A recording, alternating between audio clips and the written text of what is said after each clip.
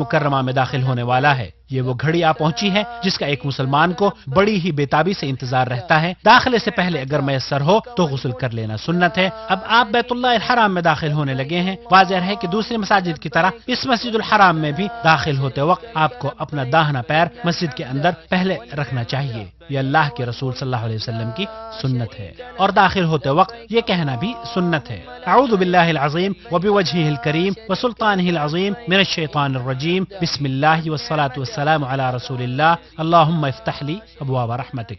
پھر محرم کو چاہیے کہ نہایت ہی اطمینان اور سکون کے ساتھ اپنے قدموں کو کعبہ مشرفہ کی طرف بڑھائے اور استباء کرے۔ استباء یہ ہے کہ احرام کی اوپر والی چادر کو دائیں کندھے کے نیچے سے نکال کر دوسرے کندھے پر ڈال لے، کیونکہ اللہ کے رسول صلی اللہ علیہ وسلم نے ایسا ہی کیا تھا۔ اس کے بعد حجر اسود کی طرف جائے اور اپنے طواف کا آغاز حجر اسود سے کرے۔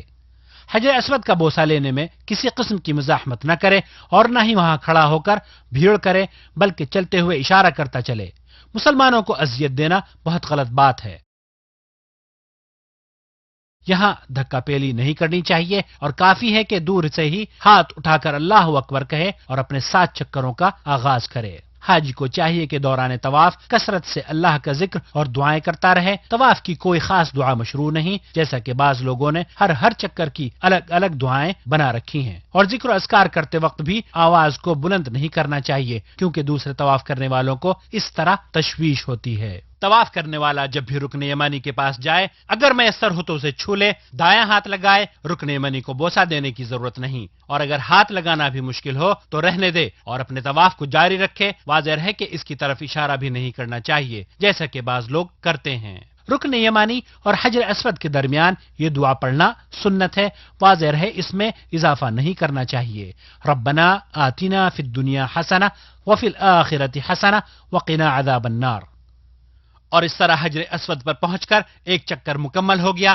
اب اپنے باقی دوسرے چکر بھی حجر اسود سے ہی اسی طرح شروع کرے اور حجر اسود پر ہی ختم کرے۔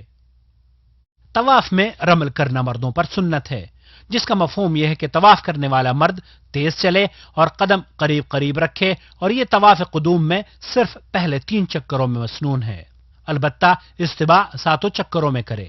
دوران طواف بعض حجاج کچھ غلطیاں کرتے ہیں، مثلا طواف کرتے وقت حتیم کے اندر سے گزر جاتے ہیں، یا مقام ابراہیم کو بیت اللہ کا حصہ تصور کرتے ہیں، جو غلط ہے۔ بذلك قد انقص من طوافه ويكون حينئذ قد طاف ببعض الكعبة۔ اسی طرح خانہ کعبہ کا استلام اور بسا اوقات اس کی تمام دیواروں کا استلام یا اس سے چمٹنا، واضح ہے کہ نبی کریم صلی اللہ علیہ وسلم نے حجر اسود اور رکن یمانی کے علاوہ خانہ کعبہ کے کسی بھی جز کا استلام نہیں کیا۔ لہذا عقیدت سے مقام ابراہیم اور بیت اللہ کی دیواروں کو چھونا بدعت ہے، اس کی کوئی اصل نہیں، اور اللہ کے رسول صلی اللہ علیہ وسلم نے ایسا نہیں کیا۔ طواف کے دوران ذکر و اذکار کرتے وقت آواز کو بلند نہیں کرنا چاہیے، کیونکہ اس طرح دوسرے طواف کرنے والوں کو تشویش ہوتی ہے۔ دوران طواف حتی الامکان کوشش کرنی چاہیے کہ عورتوں سے الگ رہیں۔ الحجر الأسود وعند مقام إبراهيم فيجب الابتعاد عن ذلك۔ اور جب طواف مکمل ہو جائے تو اپنے دونوں کندھوں کو چھپا لینا چاہیے۔ طواف پورا ہونے کے بعد اگر میسر ہو تو مقام ابراہیم پر 2 رکعت نماز پڑھے، اور اگر وہاں جگہ نہ مل پائے تو مزاحمت نہ کرے، بلکہ پورے حرم میں جہاں آسانی سے جگہ مل جائے وہیں نماز پڑھ لے۔ واضح ہے کہ نماز کو نبی کریم صلی اللہ علیہ وسلم کے طریقے کے مطابق ادا کرے، اور ان 2 رکعتوں میں پہلی رکعت میں سورہ فاتحہ کے بعد سورہ کافرون قل یا ایھا الکافرون، اور دوسری میں سورہ اخلاص یعنی قل ھو اللہ احد پڑھنا سنت ہے، اور اگر کوئی دوسری صورتیں بھی ان میں پڑھ لے تو بھی جائز ہے۔ اس کے بعد دعا کرے اور پھر حجر اسود کا استلام کرے، اور اس کے بعد آب زمزم پیے اور صفا مروہ کے درمیان 7 چکر لگانے کے لیے کوہ صفا کی طرف نکل جائے، اس پر چڑھے یا اس کے قریب کھڑے ہو کر یہ دعا کرے: ابدأ بما بدأ اللہ بہ، اور یہ آیت پڑھے: ان الصفا والمروة من شعائر اللہ فمن حج البیت او اعتمر فلا جناح علیہ ان یطوف بہما ومن تطوع خیرا فإن اللہ شاکر علیم۔ اس کے بعد دونوں ہاتھ اٹھا کر دعا کرے، 3 دفعہ اللہ اکبر کہے، اور اس دعا کو بھی 3 بار پڑھے۔ وكرر الدعاء لا إله إلا الله وحده لا شريك له له الملك وله الحمد وهو على كل شيء قدير لا إله إلا الله وحده أنجز وعده ونصر عبده وهزم الأحزاب وحده ويكرر هذا اور اس کے الذكر بعد ثلاثا جو چاہے دعا کرے. ويدعو بين واضح رہے یہاں ذلك تکبیر بما کہتے شاء. ہوئے ہاتھوں کو نہیں اٹھانا چاہیے جیسا کہ اکثر حجاج کرتے ہیں. فلا حرج. ان کا یہ عمل غلط ولا ہے. يرفع يديه إلا إذا كان داعيا ولا يشير بهما عند التكبير فإن ذلك من الأخطاء الشائعة عند كثير من الحجاج والمعتمرين. اس کے بعد ذکر و اذکار یا دعائیں کرتے ہوئے مروہ کی طرف چلے. يدعو بما يتيسر له من الدعاء لنفسه وأهله وللمسلمين فإذا بلغ العلم اور جب الأخضر سبز نشان پر پہنچے تو دوڑنا شروع کر دے یہاں تک کہ دوسرے سبز نشان تک پہنچ جائے اور پھر آہستہ چلنا شروع کر دے. البتہ عورتیں کہیں بھی تیز نہ چلیں نہ دوڑیں.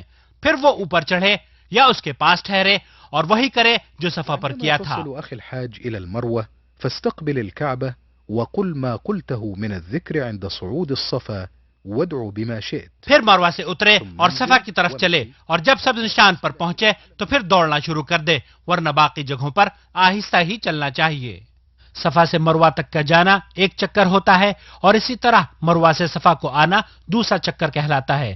اس طرح سعی کے 7 چکر پورے کرے. ذهابك من الصفا إلى المروة شوطا ورجوعك من المروة إلى محترم الصفا حجاج کرام، شوطا. سعی کرتے وقت اگر درمیان میں آپ تھکاوٹ محسوس کریں یا کسی مرض کی وجہ سے آپ پر صفا مروہ کے درمیان چلنے میں دشواری ہو تو آپ ویل چیئر کا استعمال کر سکتے ہیں. اور اگر طواف کے بعد عورت کو حیض یا نفاس شروع ہو جائے تو وہ اس حالت میں سعی کر سکتی ہے کیونکہ سعی کے لیے طہارت شرط نہیں. اور بعض عورتوں کو دیکھا گیا ہے کہ وہ مردوں کے ساتھ تیز بھاگتی ہیں، انہیں ایسا نہیں کرنا چاہیے. اور جس وقت سعی مکمل ہو جائے تو متمتع پر ضروری ہے کہ پورے سل کے بال تراشے یا چھوٹے کروائے. حاجی کے لیے قصر یعنی چھوٹے کرانا افضل ہے. البتہ عورتیں اپنے تمام بالوں کو ایک جگہ جمع کر کے ان کے سرے 1 انچ کے برابر یا اپنی انگلی کے پورے کے برابر یا اس سے تھوڑا کم کاٹیں. یہ سب کچھ کرنے کے بعد اب عمرہ مکمل ہو چکا ہے اور محرم کے لیے ہر وہ کام حلال ہے جو احرام کی وجہ سے ممنوع ہوا تھا.